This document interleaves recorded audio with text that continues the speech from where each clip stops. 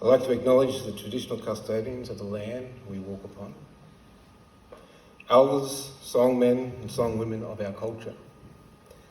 Thank you for giving us strength through the language of this land, painting the timelessness of our law of thousands of years old.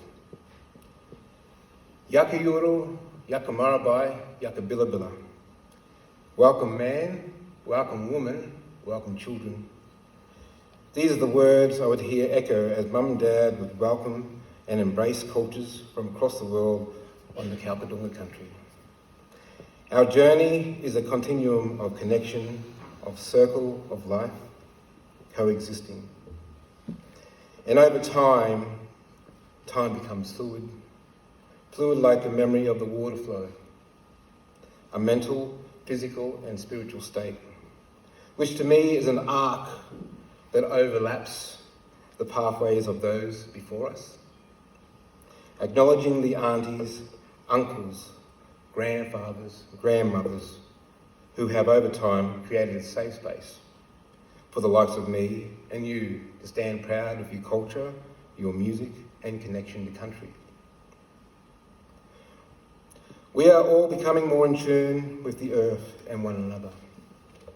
A linear map, time-stamped, conducting energy between those rocky outcrops on Kalkadunga country, flowing back to the rivers, the veins of our mother country. The DNA of each and every one of us in here is significant. We are in a great time of change and process, and right now, my voice is like the message stick. It's a place of sacred, where I am humbled by this moment, to share my journey's successes with my community of the Kalkadunga, and to so many more people who have given me strength over time. Those people are energy, inspiration, and intention. Intention to embrace and help you with the journey ahead. My intention is to connect with you, even if I don't know you. That is the profound effect music, arts, culture, and ceremony, which is one of the most important things, have on you and have on us. Let's embrace the process. Those everlasting moments of inspiration, gratitude, and thanks are important. The beacons of life, the foundation, which gives us a steady path. I dedicate this moment of inspiration to my mother, Auntie Dame Barton, who through Mum's words, lyrics, blessings, have been an ever-inspiring legacy to be born with. Thank you to Mick Roach for seeing that foundation that Mum, Dad, and my elders of the community have given. My teacher, the special instrument, that did you do that yidaki? Old Uncle Arthur Peterson, a lawman. Bibli Alanuna, I breathe your spirit. We share that special journey and knowing now the significance of how our language is important to each and every community. Thank you to Martin Buzzacott. The moment on stage back in 2002 at QPAC, Brisbane, with the Queensland Symphony Orchestra. That moment was magic, as I entered into the era of Peter Sculthorpe and working with the composer closely, adding didgeridoo to most of his major works. Here we are, some 20 years later, being acknowledged with the honour of the Richard Gill Award for distinguished services to the Australian music industry by my peers. Thank you. But how fitting to accept this award as Richard conducted my first major co-commission with Matthew Heinsohn, Kalkadunga, which was premiered by the Sydney Symphony Orchestra back in 2006.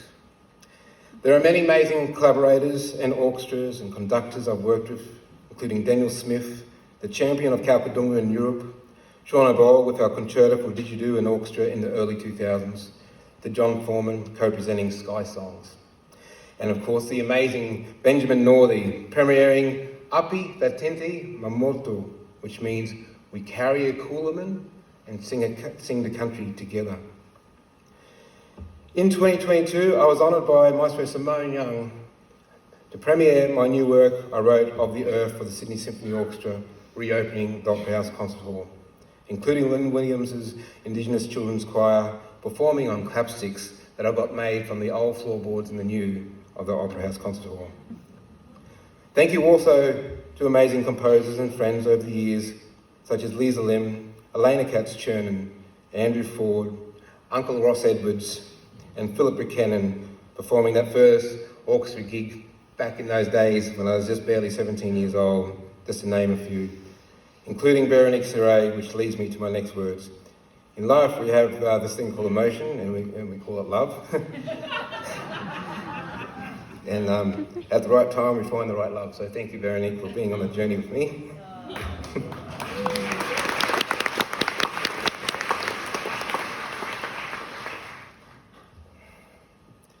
And may we nurture the next generation of storytellers and custodians of this earth.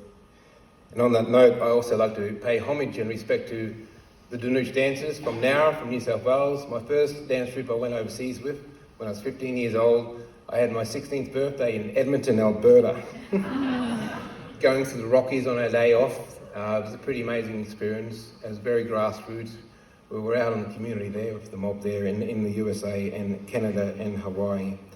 And also, another wonderful old memory, back when I was sort of just after 17, I guess, Mum and I took a 40-hour bus trip from Mount Isa to Sydney Town Hall to audition to appear in this famous actors theatre production in Austria, Karl Merkat's. And we became very good friends over the years. But his offsider was Mr. Alfred Polishay, who's still with us to this day. He's in his 90s now. Fortunately, he's not here tonight, but I said I'll be mentioning his name because everyone's a part of the journey. And finally, the burning ambers dance into the night sky with a shooting star to remind us we are human, we are a symphony of many stars in the universe. Thank you.